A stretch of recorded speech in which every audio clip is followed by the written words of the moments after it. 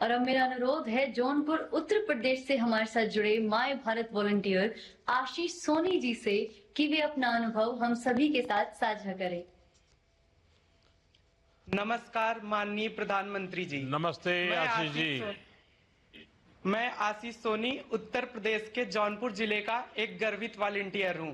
मैं शक्तिपीठ मां शीतला के पावन धरातल से हम सब के चहेते और हम सब युवाओं के फ्रेंड्स माननीय प्रधानमंत्री जी को प्रणाम करता हूं। आपको भी प्रणाम।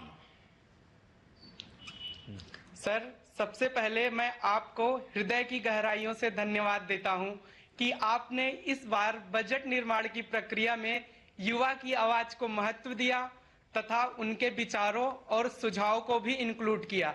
यह कोई आम बजट नहीं था, यह बजट युवा भागीदारी और युवा के प्रति आपका विश्वास था। सर आशीष जी, एक तो आपके विषय में बताइए और दूसरा आपका किस गांव में जाना हुआ।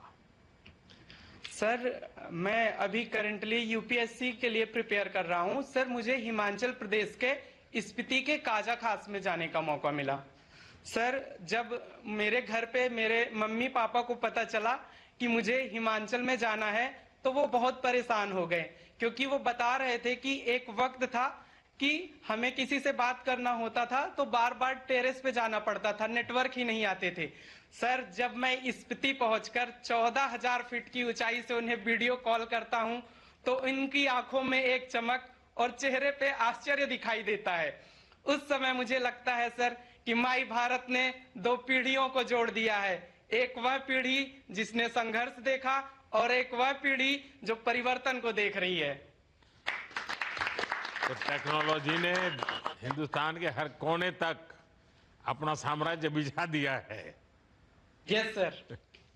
अच्छा आशीष जी, जी सर, सिक्किम के दुनिया के सबसे ऊंचे डाकघर का आपने कोई उपयोग किया?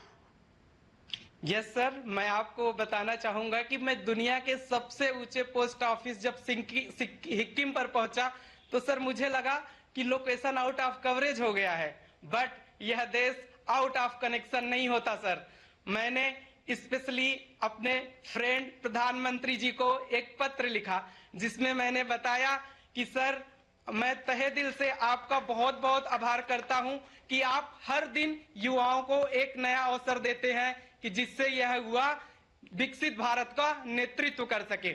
वहां से मैंने अपने परिवार को, ministry of youth affairs, defence minister और अपने डीएम सर को पत्र लिखा। सर, मुझे वहां पे ऐसा फील हुआ कि यह देश मेट्रो एयरपोर्ट से ही नहीं कनेक्टेड है, यह देश उस छोटे छोटे पोस्ट ऑफिसों से भी कनेक्टेड है जो अपने तिरंगा की तरह अडिग खड़े रहते हैं। सर, सिक्किम के पोस्ट ऑफिस से हम देश के किसी कोने में अपना संदेश पहुंचा सकते हैं। सर, वहां मुझे बस एक गीत ही याद आ रहा था, सारे जहां से अच्छा हिंदुस्तान हमारा। आशीष जी, दुनिया के सबसे ऊंचे पोस्ट ऑफिस में जाना ये अपने आप में जीवन की बड़ी महत्वपूर्ण घटना है। क्या आपने वहां खड़े होकर कोई सेल्फी ली, फोटो लिए, उस डाकघर के फोटो अपने दोस्तों को भेजे? आपके जीवन की वो यादगार घटना को आपने कैमरा में कैच किया क्या? सर, मैंने बहुत सारी फोटो लिए, रील्स बनाई, ब्लॉग्स भी बनाया और सोशल मीडिया पे अपलोड भी किया और माई भारत गवर्नमेंट ने उसको सर रिपोस्ट भी किया है। नहीं, उस डाकघर का? जी सर, मैंने लिया। हाँ। बहुत सारे फोटो बनाए सर, ब्लॉग्स बनाए, रील्स बनाई। अच्छा आशीष, जब आपने इस सीमावर्ती गांव में, और वहां भी कहते हैं कि अब तो हर गांव में डिजिटल पेमेंट पहुंच गया है, शायद वहां यूपीआई का भी पेमेंट हुआ होगा, वो भी कभी अनुभव आया क्या? सर, और मेरे लिए ये जैसे आपको लगा कि आपकी वीडियो कॉन्फ्रेंस हो रही है, पहले आपके गांव में छत पे जाते थे तब कनेक्शन मिलता था, कनेक्टिविटी मिलती थी, वहां आपको फेसबुक पर बात कर पाते थे, वीडियो कर सकते थे। ये डिजिटल ट्रांजैक्शन का हमारा काम जो चल रहा है उसका वहां क्या अनुभव है? सर, मेरे लिए सबसे आश्चर्यजनक बात यह रही कि 14,500 फीट की ऊंचाई पर क्यूआर कोड से पेमेंट करना। सर, जहां सांस लेना मुश्किल था, ऑक्सीजन की कमी थी, वहां पे डिजिटल इंडिया पूरी सहजता के साथ चल रहा था।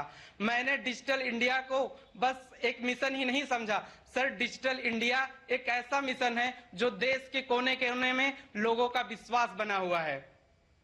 अच्छा, आने के बाद आपके दोस्त आपको क्या पूछ रहे हैं और आप क्या बता रहे हैं? सर, आने के बाद सबने पूछा कि कैसे गए, क्या हुआ। फिर मैंने माई भारत के रजिस्ट्रेशन के बारे में उनको बताया। सर, मैं आपसे एक एक्सपीरियंस और शेयर करना चाहता हूं कि सर, मुझे सेल्फ हेल्प ग्रुप में माताओं बहनों से मिलने का मौका मिला। जब मैं वहां पर पहुंचा तो सर, मैंने अपनी आंखों से देखा कि वो विकसित भारत और आत्मनिर्भर भारत का भविष्य लिख रही है। किसी के हाथ में फोन है, वो डिजिटल माध्यम का प्रयोग करके अपना सामान बेच रही है। कोई माताएं बहनें होम स्टे चला रही हैं।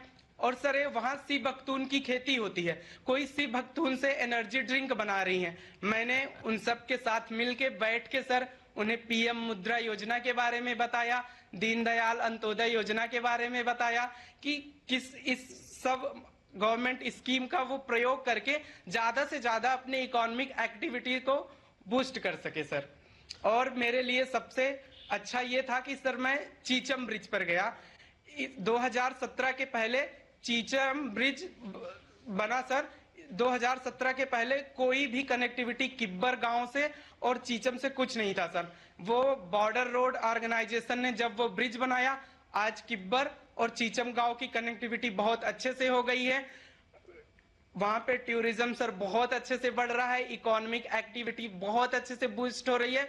और सर, वहां पे नाइट टूरिज्म का स्कोप बहुत अच्छा है, क्योंकि रात में सर वहां पे जो तारे हैं बहुत क्लियर दिखाई देते हैं। शॉपिंग वगैरह किया कि नहीं किया? हाँ सर, बहुत शॉपिंग किया, डिजिटल पेमेंट किया।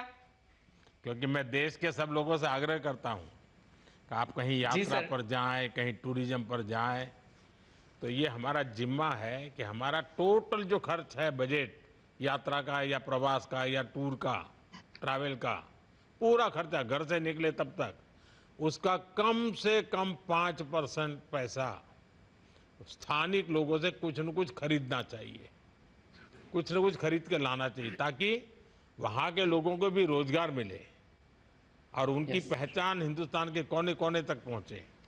और इसलिए खरीद जरूर करना चाहिए। चलिए आशीष जी, बहुत अच्छा लगा आप सबसे बात करके, सभी नौजवानों से बात कर करके। मेरी तरफ से आपको शुभकामनाएं हैं। शायद अभी भी कुछ कार्यक्रम बाकी हैं, मैं इंतजार करता हूं क्या सूचना आ रही है। सभी का बहुत बहुत धन्यवाद। साथ